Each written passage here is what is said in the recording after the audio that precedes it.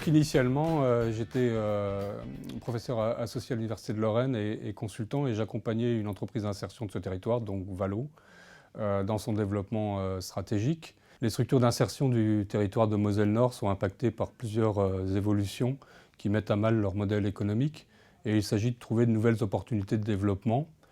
L'axe du pôle territorial de coopération économique qu'on a créé est l'écologie industrielle territoriale, qui est une source de création de valeur ajoutée et de compétitivité pour les entreprises classiques.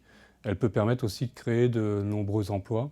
C'est pourquoi on a répondu à l'appel à projet. À ce moment-là, j'étais consultant pour permettre d'aider au développement des structures d'insertion du territoire. Alors, le pôle fédère plusieurs catégories d'acteurs, des structures de l'insertion du territoire, des collectivités locales, des laboratoires de recherche de l'université, bien entendu des entreprises classiques, et anime les programmes de recherche et développement. Le bras armé de la démarche, c'est l'entreprise d'insertion Valo, qui est capable d'injecter des fonds propres dans la création de nouvelles activités et de conventionner des partenariats avec d'autres structures de l'économie solidaire.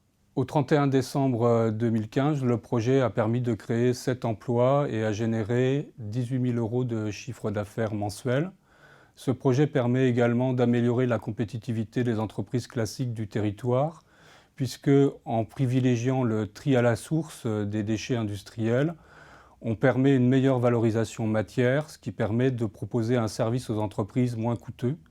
Il permet également d'améliorer les impacts environnementaux du traitement des déchets du territoire, puisque le réemploi et le recyclage permettent de limiter l'enfouissement et l'incinération des déchets.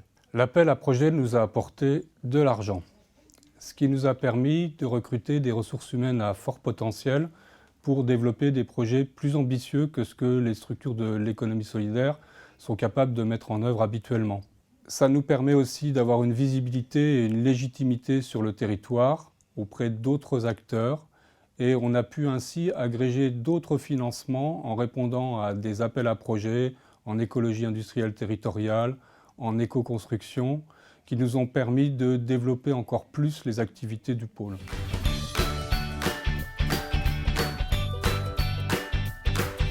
Cette année, on va créer une société coopérative et participative pour transformer les huiles alimentaires usagées qu'on collecte en biolubrifiants pour chaînes de tronçonneuses, pour décoffrage et des huiles hydrauliques.